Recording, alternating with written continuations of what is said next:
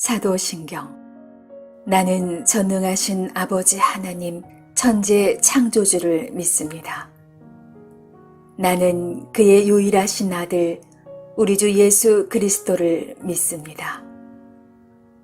그는 성령으로 잉태되어 동정녀 마리아에게서 나시고 본디오 빌라도에게 고난을 받아 십자가에 못 박혀 죽으시고 장사한 지 사흘 만에 죽은 자 가운데서 다시 살아나셨으며 하늘에 오르시어 전능하신 아버지 하나님 우편에 앉아 계시다가 거기로부터 살아있는 자와 죽은 자를 심판하러 오십니다.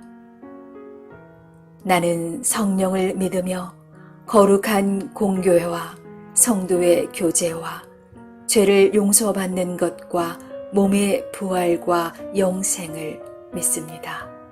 아멘.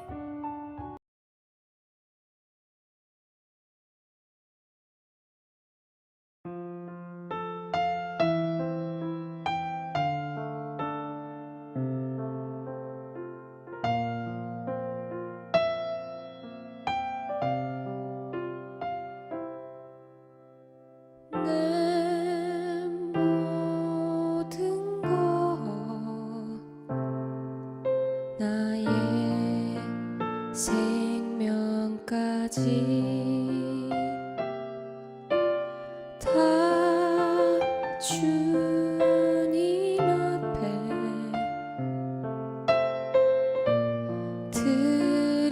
드립니다.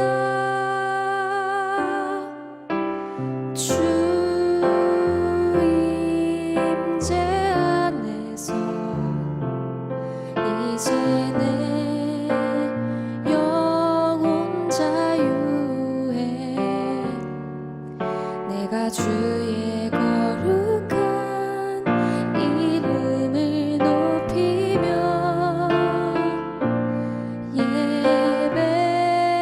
예배하리. 어린 양 찬양하리. 내 평생 그 하나로 충분해요. 어린 양 찬양하리. 내가 주의 임재 안에서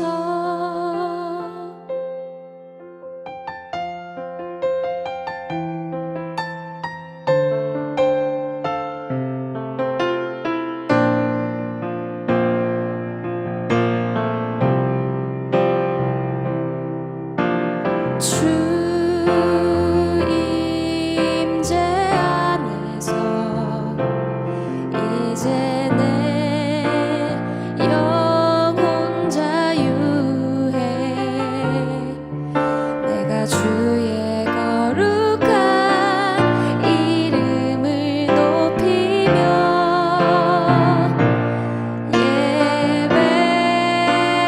예배하리. 어린 양 찬양하리. 내 평생 그 하나로 충분해요. 어린 양 찬양하리. 내가 주의 임재 안에서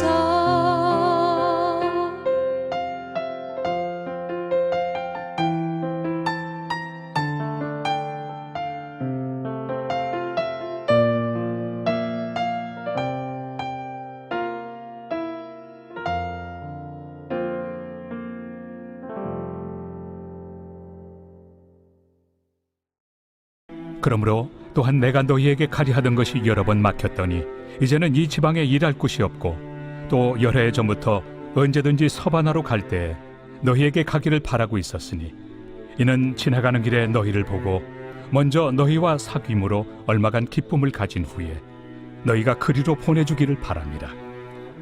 그러나 이제는 내가 성도를 섬기는 일로 예루살렘에 가노니 이는 마게도냐와 아가야 사람들이 예루살렘 성도 중 가난한 자들을 위하여 기쁘게 얼마를 연보하였습니다. 저희가 기뻐서 하였거니와 또한 저희는 그들에게 빚진 자니 만일 이방인들이 그들의 영적인 것을 나누어 가졌으면 육적인 것으로 그들을 섬기는 것이 마땅하니라. 그러므로 내가 이 일을 마치고 이 열매를 그들에게 확증한 후에 너희에게 들렀다가 서바나로 가리라. 내가 너희에게 나아갈 때 그리스도의 충만한 복을 가지고 갈 줄을 아노라. 형제들아, 내가 우리 주 예수 그리스도와 성령의 사랑으로 말미암아 너희를 권하노니 너희 기도에 나와 힘을 같이하여 나를 위하여 하나님께 빌어 나로 유대에서 순종하지 아니하는 자들로부터 건짐을 받게 하고 또 예루살렘에 대하여 내가 섬기는 일을 성도들이 받을 만하게 하고 나로 하나님의 뜻을 따라 기쁨으로 너희에게 나아가 너희와 함께 편히 쉬게 하라. 평강의 하나님께서 너희 모든 사람과 함께 계실지어다. 아멘.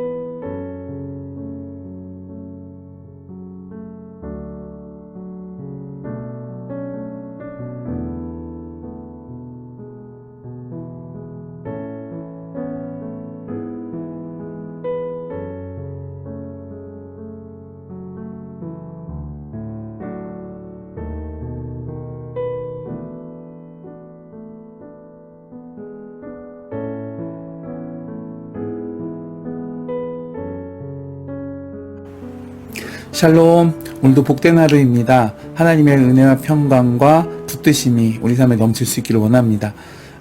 오늘 함께 읽은 말씀에 바울의 꿈은 또 그의 이상은 두 가지였던 것으로 보입니다. 첫 번째는 1절을 보면 바울은 로마로 가기를 원했습니다. 안디옥 교회에서 처음 선교사로 파송을 받아서 소아시아와 마게도니아 일부 지역과 또 아가야 지방에서 육로이든 해로이든 길이 뚫린 곳이라면 어디든 다니며 전도했습니다.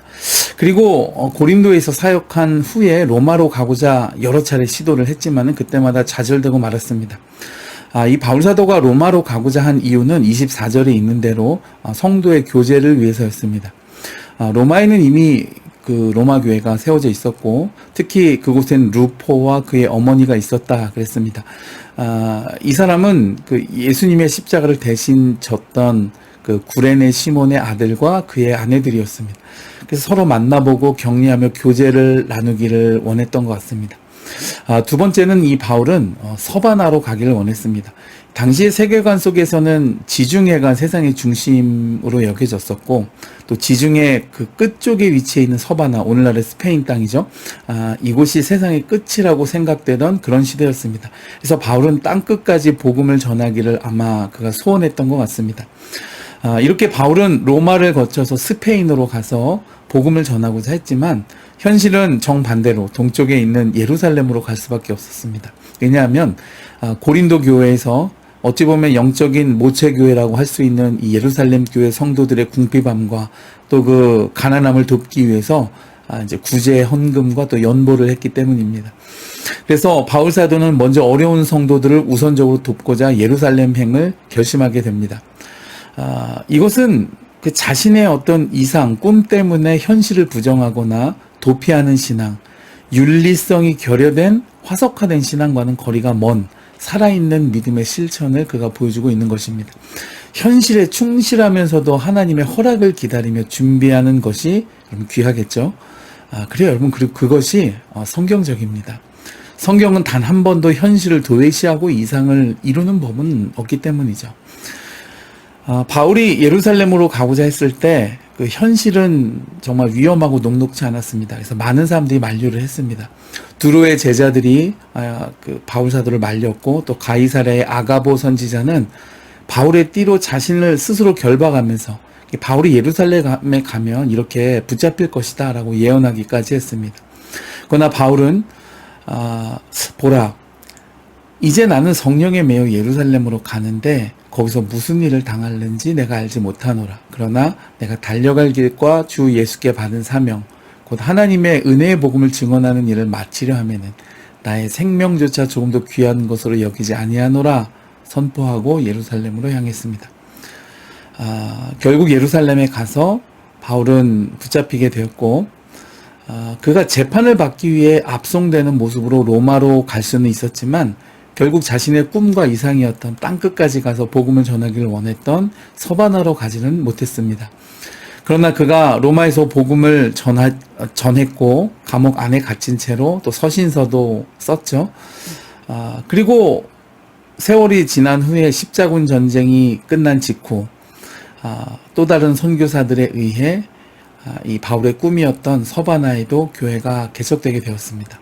여러분, 바울의 이 모습을 보면서 우리는 이상과 현실 속에서 또 오늘 이 로마서 15장이 다루고 있는 그 믿음과 율법 사이에서 균형 잡힌 안목과 또 균형 잡힌 삶의 발걸음들을 이루어 가실 수 있길 주의 이름으로 축복해 드립니다. 너무 이상과 신비주의에 현혹되지도 말고 한편으로는 그 현실의 삶에 매몰되어서 영원한 하나님의 나라를 보지 못하는 영적 맹인처럼 살지도 말고 오늘 이 바울처럼 우리의 심령은 하나님의 보좌를 향하고 우리의 삶은 주님의 비전을 품고 그분의 길을 따라가는 균형 잡힌 신앙인의 삶 살으시는 복된 하루 되실 수 있기를 주님의 이름으로 축복해 드립니다.